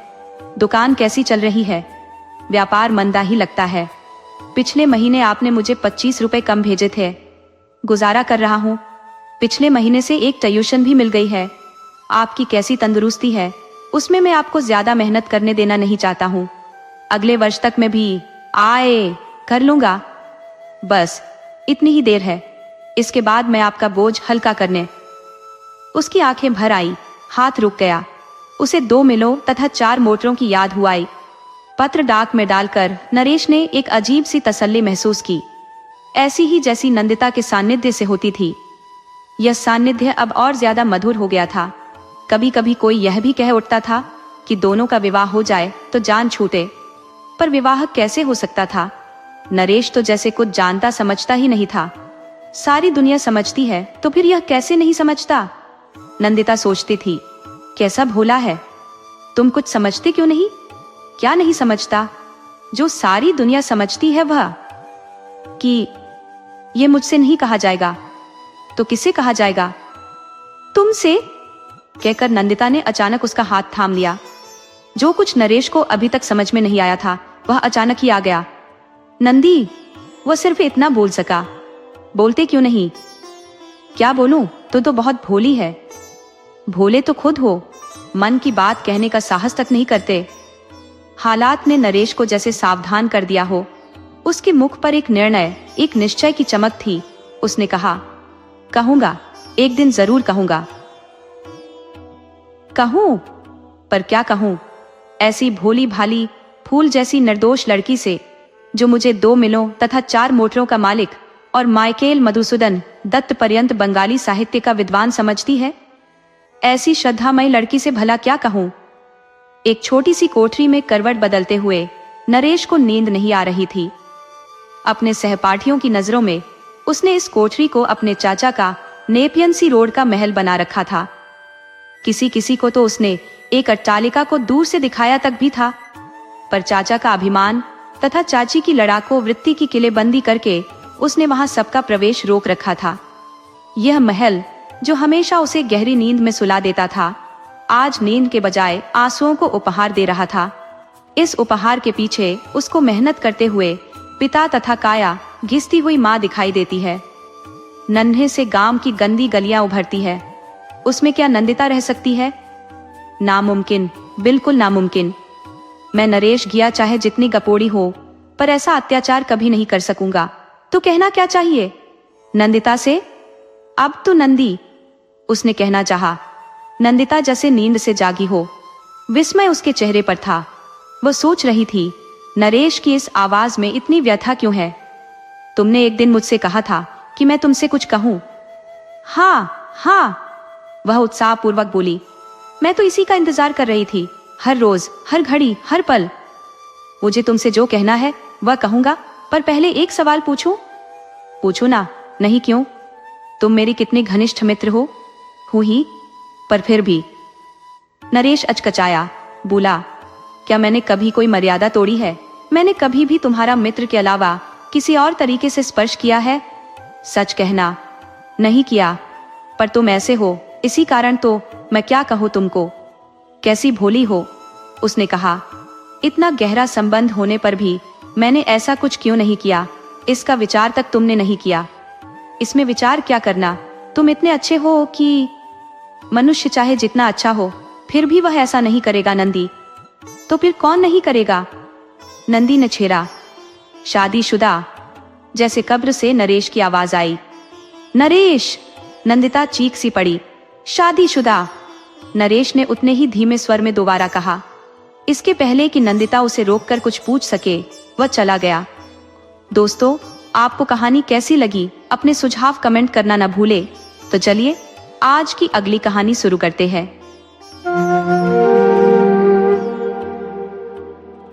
चिट्ठी लिखकर उसने टेबल पर रखी और घर की चाबी, किताब और पर्स लेकर निकल ही रही थी कि टेलीफोन की घंटी बजी। अपूर्व का फोन था। हेलो पूर्वी, कैसी हो? आज का दिन अच्छा गुजरा ना? सुनो, 6 बजे के करीब पहुंचूंगा। साथ में 3 मित्र होंगे, वहीं खाना खाएंगे। पूर्वी ने कोई उत्तर नहीं दिया। धीरे से फोन रख दिया। उसे बहुत गुस्सा आया। कितने समय बाद, महीनों सालों बाद, शायद शादी के बाद पहली बार ऐसा मौका आया था कि उसने अपने लिए अपना कार्यक्रम खुद बनाया था। एक सादा सा छोटा सा कार्यक्रम, सिर्फ अपने लिए, अपनी घर गृहस्थी से अलग, सिर्फ खुद से बातें करने के लिए। और अब आज शाम 4-5 मेहमान घर में खाने पर आ रहे हैं। अभी तक तो कोई ऐसी बात नहीं थी। घर में इसके लिए जरूरी साग सब्जी और अन्य चीजें भी तो नहीं है। इतने लोगों को अच्छी तरह खिलाने पिलाने के लिए तो बाजार से भी बहुत कुछ लाना पड़ देगा। हालांकि उसे भी अच्छा लगता था जब लोग कहते कि पूर्वी के घर अचानक चाहे जितने मेहमान पहुंच जाएं, वह कभी परेशान नहीं होती। जरा सी देर में ही वह इतना स्वादिष्ट खाना बनाती है कि पूछो मत। गाजिब की सूझबूझ और होशियारी है उसमें। इसीलिए अपूर्व बिना कोई सूचना दिए अपने मित्रों को अक्सर खाने पर ले आता। उसे पूरा भरोसा रहता कि व्यवस्था हो ही जाएगी और अच्छे से होगी। मेहमान पूर्वी के आतिथ्य का बखान करते। घर चलाने की कुशलता तो कोई पूर्वी से सीखे। ऐसा नहीं था कि पूर्वी केवल रसोई ही अच्छी तरह से संभालती थी। अपने विद्वान प्रोफेसर पति का सारा पत्र व्यवहार, उनके लेखों का वर्गीकरण, उनके भाषणों की नकल, विभिन्न अखबारों में प्रकाशित लेखों की कतरने काटकर उन्हें विषयवार जमाती, हस्तलिखित प्रतियों की प्रेस कॉपी तैयार करती। यह सब वह इतनी दक्षता से करती कि अपूर्व बड़े गर्व से कहता, पूर्वी तो मेरी कार्यकारी मंत्री है, इसके बिना मैं अपना कार्य सुचारू रूप से कर ही नहीं सकता। फोन की घंटी फिर बजी। अपूर्व की आवाज थी। पूर्वी, फोन क्या कट गया था या कोई और बात थी? मुझे लगा तुम वापस फोन करोगी, इसलिए मैं राह ही देख रहा था। पूर्वी ने केवल हुंकारा भरा। अपूर्व कुछ फिक्र से बोला, तबीयत तो ठीक है ना? आवाज क्यों ढीली लग रही है? उत्तर में पूर्वी केवल हंसी। अपूर्व को अब जरा तसल्ली हुई। हाँ, अब हुई न बात। तुम्हारी हंसी सुनकर जी को चैन आया। हाँ, अब सुनो, ठीक 6 बजे हम लोग आ जाएंगे। जल्दी आता, पर सब साथ में है, इसलिए थोड़ी देर हो जाएगी। सब खाना वहीं खाएंगे, ठीक है ना? उत्तर में पूर्वी ने जरा हंसकर कहा, ठीक है, और फोन रख दिया। वह घर की दहलीज पर आ खड़ी हो गई। एक पांव अंदर और एक बाहर। अंदर रहने का मन नहीं और बाहर जाने का सुयोग नहीं। एक नजर उसने घर पर डाली। कितनी सजावट, कितनी सारी चीजें, और इन चीजों से घर के कोने कट्टरों में कितना गहन अंधकार। इस गहराते अंधेरे की अतल गहराइयों में खो जाने से पहले ही इससे बाहर निकल जाऊं, पर निकलूं कैसे? दिन प्रतिदिन इन कोनों में अंधेरा और गाढ़ा होता जा रहा है। ऐसा लगता है जैसे इन सब चीजों में से एक रिक्तता लंबा हाथ पसार कर उसे डसने आ रही है। लेकिन यह बात उसने आज तक किसी से कही भी नहीं। एक तो उसे कभी इतनी फुर्सत ही नहीं मिलती। घर में कितना काम रहता है। सभी चीजों को संभालने, सजाने, साफ सुथरे ढंग से रखने में कितनी मेहनत लगती है। उसे मुश्किल ना हो इसलिए पतिदेव ने कितने साधन जुटाए हैं। बिजली का मिक्सर, बिजली का चूल्हा, tape recorder, record player, washing machine, vacuum cleaner, कप डीजिल पर, खुद ब खुद पानी छिड़कने वाली प्रेस, फलों का रस निकालने वाली मशीन आदि न जाने कितनी चीजें घर में है।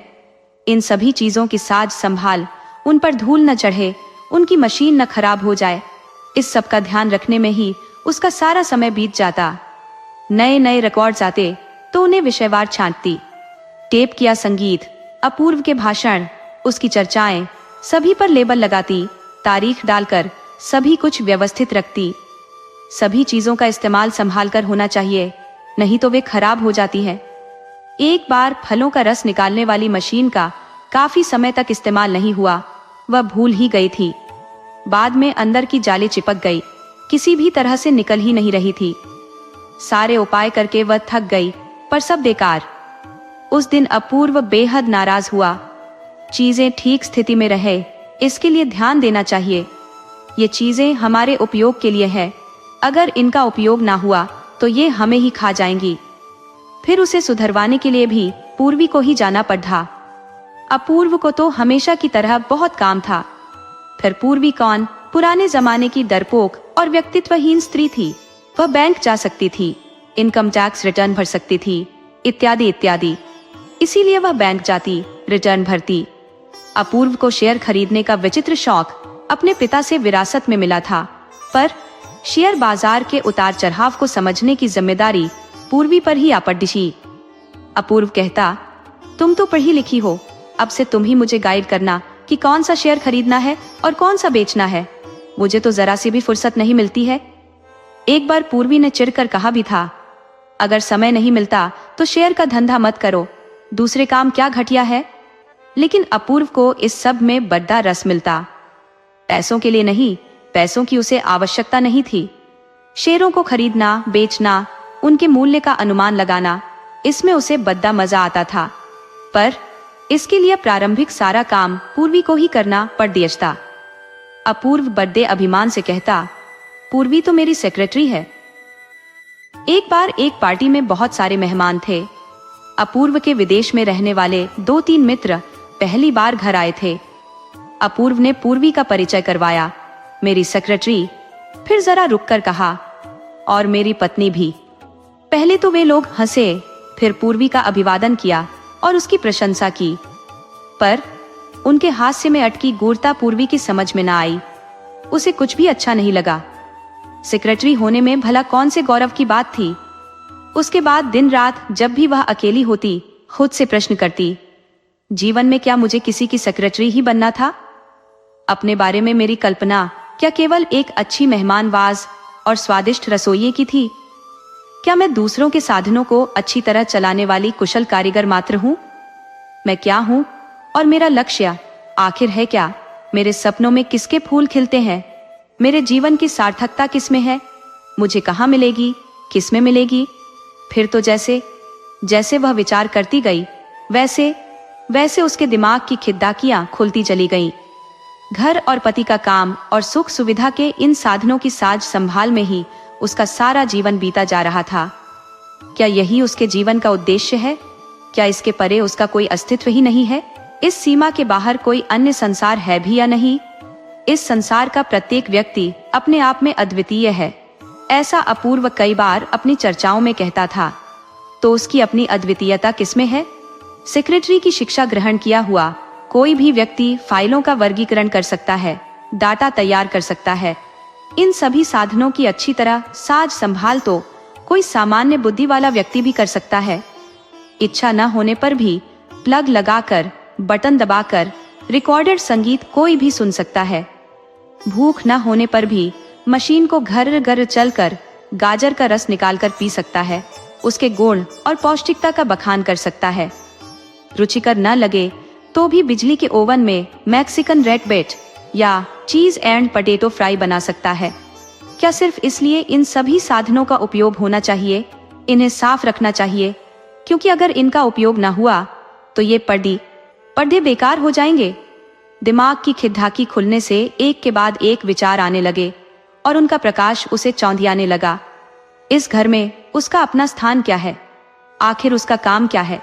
और यदि कुछ है भी तो उसका स्थान उसके अपने जीवन में सर्वोपरि है क्या? उसके जीवन की चरम सिद्धि क्या है? ये घर आखिर है किसका? खुद उसका, अपूर्व का, या फिर इन चीजों का? ये संगीत क्या स्वयं के आनंद के लिए है या कि टेप रिकॉर्डर बिगड़ न जाए इसलिए है? संगीत उसे बहुत पसंद था, पर वह यह तो नहीं था तो फिर क्या? बहुत दिनों पहले उसकी एक सखी उससे मिलने आई थी। उसका घर 2 बस स्टॉपों के बीचों बीच था। सहज ही पूर्वी ने उससे पूछा, घर जाने के लिए तो पहले स्टॉप पर उतरकर थोड़ा आगे जाती है या फिर दूसरे स्टॉप पर उतरकर पीछे जाती है? सखी ने उत्तर दिया, दूसरे पर उतरकर पीछे जाती हूँ। पता है क्यों? क्यों? दूसरा स्टॉप समंदर के सामने है। सखी ने सलज्ज मुस्कान के साथ ऐसे कहा मानो किसी गुप्त प्रेम की बात कर रही हो। पहले से खुली खिद्धाकी में से एक दूसरा विचार उभरा और पत्थर बनकर ठिठक गया। यहीं पर ही तो कहीं उसके प्रश्न का उत्तर नहीं था। बस उसी दिन से वह उससे मिलने जाने की योजना बना रही थी। सखी से नहीं, समंदर से मिलने की। एक अच्छी सी पुस्तक साथ ले जाने का विचार था। हाय, कितने ही समय से कोई अच्छी सी किताब पूरी पढ़ने का योग ही नहीं बैठ रहा था। अखबारों के सामयिक और रविवारीय अंक पढ़ने में ही पूर्वी का सारा समय निकल जाता था, और यह पढ़ना ऐसा था जैसे जानकारियों के असंख्य टुकड़ों को पढ़ना और फिर फौरन ही उन्हें भूल जाना। मित्रों की बैठक में अधिकार पूर्वक चर्चा कर सके, ऐसा कुछ पढ़े तो शायद जमाना गुजर गया। पढ़कर उसमें गहरे डूबकर विचार करने के लिए, मनुष्य के इतिहास को, बदलते समाज की स्थितियों को समझने, मानव मन की अनंत गहराइयों में छिपे तथ्यों को जानने और उनमें अंतर्निहित सिद्धांतों की खोज करने के लिए एक ज्वलंत चिंतन प्रक्रिया का सृजन करना पड़ जाता है। अंतः स्वरूप की खोज करने वाली चाबी खोजनी पड़ जाती है, और ऐसा कुछ तो उसने लंबे समय से पढ़ा ही नहीं था।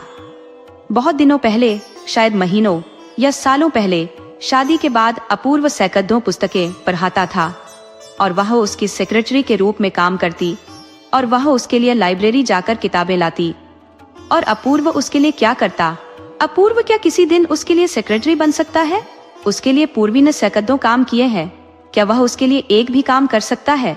इसीलिए आज उसने तय कर लिया है कि सेकेंडरी रोल वाली निरर्थक भूमिका में से, तुच्छ कार्यों के इस महत्वहीन दायरे में से उसे निकलना है। दरिया पर जाना है, किसी शांत कोने में चुपचाप बैठना है, इनफ इज इनफ पढ़ना है। सर्दी की सहज ही थरथराती नरम दोपहर की सुनहरी गुनगुनी धूप में बैठना है। अवकाश, सिर्फ अवकाश का अनुभव करना है। मन में सन्नाटा खींचकर समुद्र को महसूस करना है। उसके सामने आलथी पालथी मारकर बैठना है। अपने भीतर खो चुके अवकाश को ढूंढना है। सागर की असीम विशालता में से एक सुर खोज कर लाना है। अवकाश का संगीत सुनना है। अपने ही अंतर्मन में छिपे नाद को सुनना है। फोन की घंटी फिर बजी। अपूर्व ही होगा। वह मन ही मन हंसी। उसने चाबी और पर्स उठाया। समुद्र किनारे जा रही हूँ लिखकर चिट टेबल पर इस तरह रखी ताकि वह अच्छी तरह से नजर आए, और फिर वह पुस्तक हाथ में लेकर सीढ़ियां उतर गई।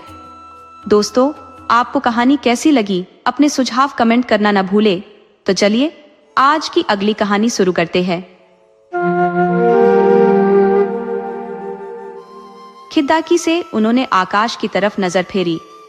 पलंग उन्होंने इस तरह रखवाया था कि जिससे आंगन में लगे नीम के पर्दे को अच्छी तरह से देखा जा सके। कई बार नीम की डालियां हवा में खूब जोर से हिल उठती तो ऐसा लगता जैसे खिद्धाकी पर दस्तक दे रही हों। डालियों के बीच की फांकों से भूरा सफेद आकाश और उसमें सरकते दूधिया बादलों के टुकड़े दिखते।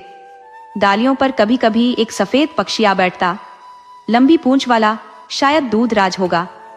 आमतौर पर वह घनी झादियों में रहता है, सामान्यतः दिखता नहीं, पर यहाँ तो वह ऐसे आ बैठता जैसे खुद को दिखाने आया हो। घर में खूब चहल पहल है।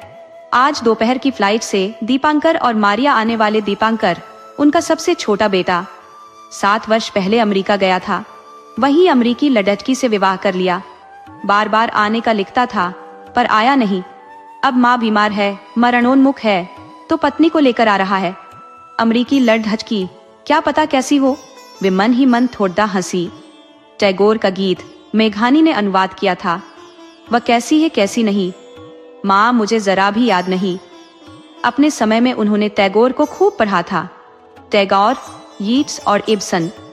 अपने हमउम्र मित्रों के साथ रविवार को दूर नहीं, पास ही किसी जंगल में जाते, खाते पीते, वृक्षों के नीचे आड्डे पड़ते, गीत गाते और ऊंची आवाज में काव्य वाचन करते। जेते आमी दियो न तुमाए, विलियम ब्लेक का to see a world in a grain of sand. Yeats का पहले का काव्य तो उन्हें कंठस्थ ही था। I will arise and go now. जहां दिन रात सरोवर का जल थपकी देता है, वहां जाऊंगा। जॉन मेन्सफील्ड की कविता। मुझे एक राह दो, सिर पर हो आकाश, ठंड हो तो राह में अलाव तापूं, फिर प्रभात, फिर प्रवास।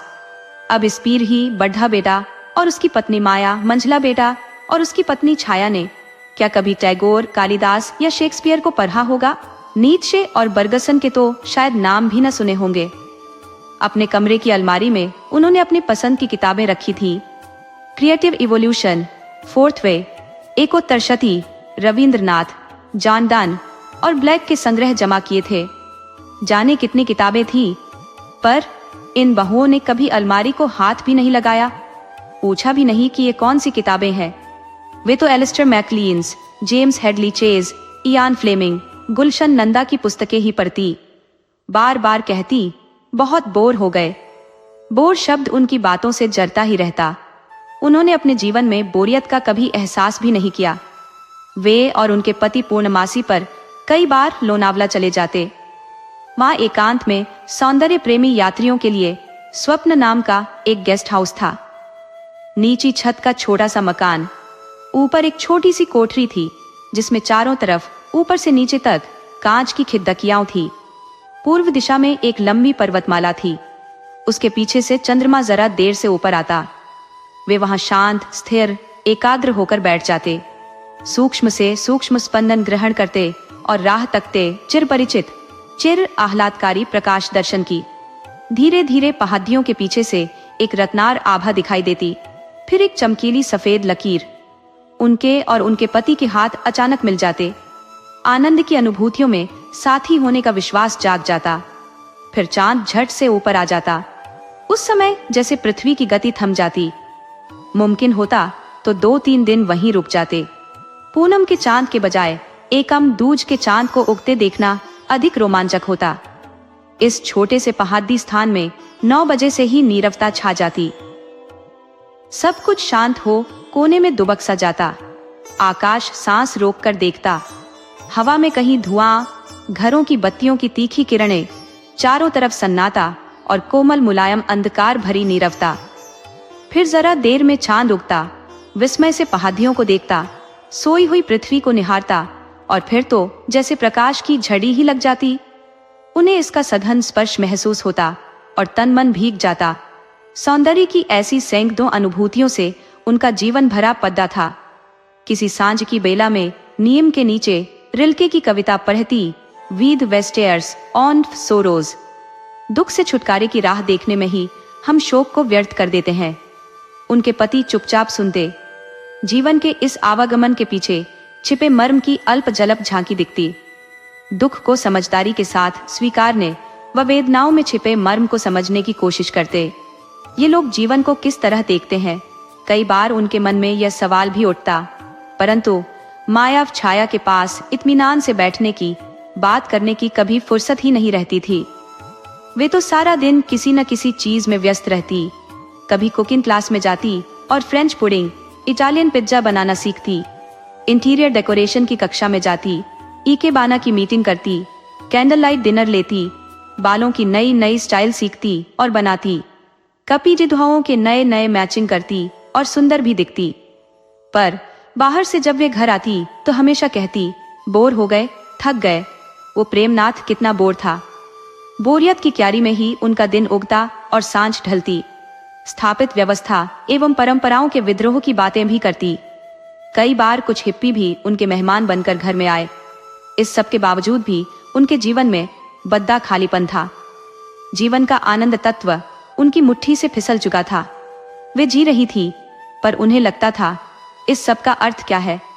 और अब एक नई लड़की घर में आ रही है, मात्र 23-24 वर्ष की।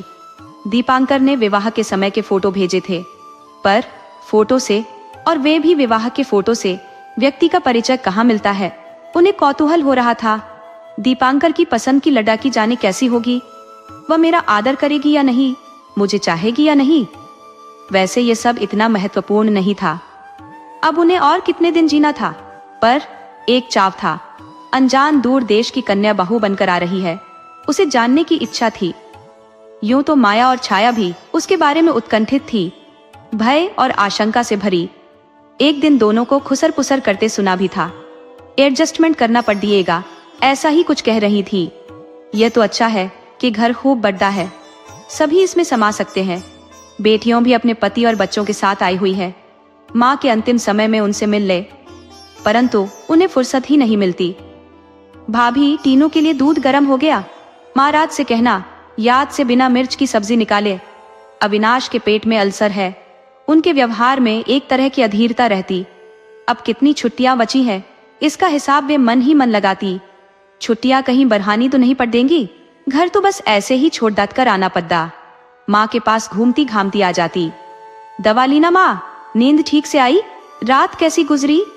मच्छरदानी के कोने ठीक करती, सिमटी चादर ठीक से बिछाती, माँ के पलंग के पास टेबल पर ताजे फूल रखती। बच्चे अगर शोर मचाते तो उन्हें बाहर निकाल देती, यानी माँ की पूरी फिक्र रखती। रोज उनके लिए तरह तरह की हल्की फुल्की खाने की चीजें बनाती। उन्हें लगता जैसे उनकी परिचर्या पूरी हो गई, परंतु माँ को पता था खालीपन कहाँ है। पर अब मृत्यु के सामने आकर सारी अपेक्षाएं समेट ली थी। जीवन भर मैंने सौंदर्य की कामना की है, जीवन को चाहा है, मरते समय इसे खंडित नहीं होने दूंगी। उन्हें याद आए उनके अति प्रिय लेखक हेनरी फ्रेडरिक एमियल, सौंदर्य शास्त्र के प्रोफेसर, जिन्होंने 30 वर्ष एकांत में रहकर 16,000 पन्नों का जर्नल लिखा था। एमियल, बर्गसन और टैगोर के बारे में वे और उनके पति ऐसे बातें करते मानो वे उनके घनिष्ठ मित्र हो। इनके लिखे साहित्य, जीवन दर्शन का उन्होंने आकंठ पान किया था। अब मृत्यु बेला सामने थी, जीवन की सर्वोच्च अनुभूति के परम आस्वाद का पल। इस पल में अंतिम कामना थी कि पूनम और दूज के चांद की आभा उनके अंगों को सिक्त करे। बस कुछ आहट हुई। माया थी। उन्होंने उसकी तरफ नजर घुमाई। माया पास आई। कुछ चाहिए माँ? उन्होंने सर हिलाया, हल्के से हंसी, पर माया ने माँ के हास्य को देखा ही नहीं। वह तो किन्हीं और ही विचारों में गुम थी। वह होशियार, कार्यदक्ष और स्वार्थी थी। खुद को जो चाहिए वह हर कीमत पर ले लेती थी। दूसरों की उसे कभी परवाह नहीं थी। पति और बच्चे उसके जीवन की सीमाएं थी। मित्र, पार्टी, सिनेमा सब थे, पर उसने कभी किसी के लिए शायद ही कुछ किया हो।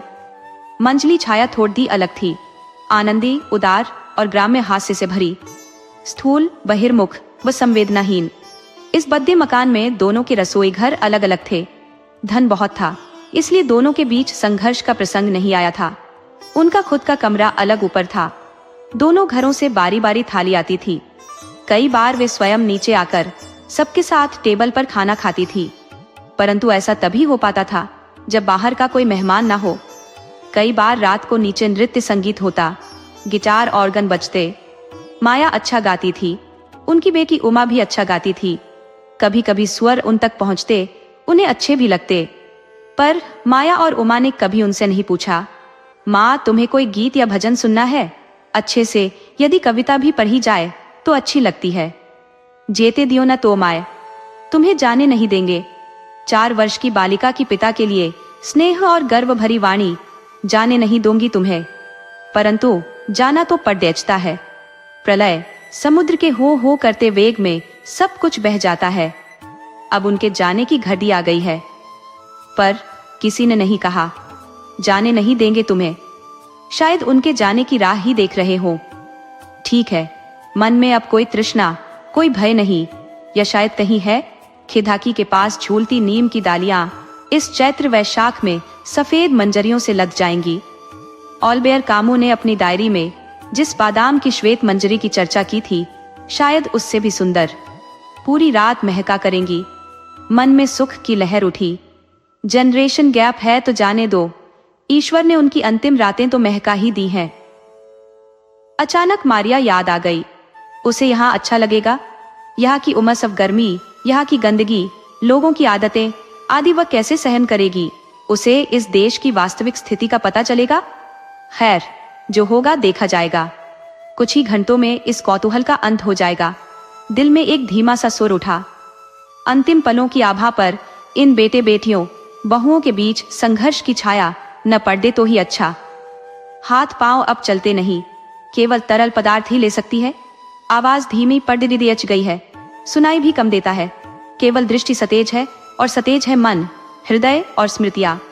फ्लाइट थोड़ी लेट थी। दोपहर के बदले शाम 6 बजे विमान आया। कस्टम से निकलते घर पहुंचते पहुंचते 7:30 बज गए। दीपांकर और मारिया ने जब उनके कमर में प्रवेश किया तो उस समय प्रकाश व अंधकार की संधि बेला थी। दीपांकर उमक कर दौड़ ढाकर लिपट गया। कैसी हो माँ? उसकी आवाज से स्नेह जर रहा था। उन्हें गहरा संतोष हुआ। थोड़ी देर तक वह माँ से सटकर बैठा रहा, फिर जैसे कुछ याद आया हो, मारिया, ये मेरी माँ है, उसने कहा। इसमें कुछ गर्व की छटा थी या शायद उन्हें भ्रम हुआ। मारिया आगे आई। उसने हाथ लंबा कर उनका हाथ थोड़ा हिलाया, बोली, कुछ नहीं, केवल हंसी। दोनों उनके पास आ बैठे। दीपांकर ने जल्दी जल्दी बहुत सी बातें कह डाली। उनके स्वास्थ्य की, पत्र मिलने के बाद हुई चिंता की। अब कैसी तबीयत है माँ? अब मैं आ गया हूँ तो सब ठीक हो जाएगा। स्नेह भरी चिंता की बातें। माँ, तुम्हें याद है एक बार मैं बहुत भटक कर कपड़े फाड़कर घर आया था तो बापू ने मुझे गुस्से में बहुत मारा था। तब तुमने कैसे मुझे गर्मा गर्म हलवा खिलाया था? लेटे लेटे वे सुनती रहीं। बहुत बहुत अच्छा लगा। माँ, अब आराम से सो जाओ, कल सुबह मिलेंगे, चाय साथ में पिएंगे, दीपांकर ने कहा। मारिया ने भी सर हिलाया। उसकी आंखें सुंदर थीं, पनीली, गहरी संवेदना भरी, मानो कह रही हो, तुम्हारे मना में क्या है, मैं समझती हूँ। फिर वे दोनों नीचे चले गए। दीपांकर ने सुबह मिलने का कहा है, पर जब वे अकेली हुई तो उन्हें लगा क्यों ना आज की रात उनकी अंतिम रात हो जाए। अचानक से बहुत कमजोरी लगने लगी। आज क्या तिथि है? शायद दूज। धीरे से सहज ही सुंदर लाल चंद्रमा उगेगा। बस अब और कुछ नहीं चाहिए। आज रात ही अंत आ जाए तो उत्तम है। नीचे से आवाजें सुनाई देना बंद हो गई। अभी कुछ ज्यादा समय तो नहीं हुआ था, शायद 9 बजे होंगे। सभी शायद दूसरी तरफ के आंगन में बैठे होंगे। दीपांकर अमेरिका की बातें कर रहा होगा। बेटियों, माया छाया को यह देखने का इंतजार होगा कि वह उनके लिए क्या लाया था। माया मन ही मन तिकदम लगा रही होगी कि सबसे अच्छी चीज खुद के लिए कैसे ले। हवा की तेज लहर आई। नियम की डालियां झूल पद्दी। 2 सफेद छोटी कलियां उनके पलंग पर आ गिरी। अचानक उन्हें लगा दरवाजा खुला और कोई भीतर आया। आखिरी खुराक तो काम वाली बाई दे गई थी, फिर कौन होगा? धीमी पदचाप से कोई उनके पास आया। उन्होंने पहचाना, मारिया थी। उन्हें थोड़ा अजीब लगा। मारिया भला क्यों आई होगी? मारिया उनके पास आ बैठी, हाथ में हाथ लिया। थोड़ी देर तक कुछ नहीं बोली, मात्र सामने देखकर हंसती रही।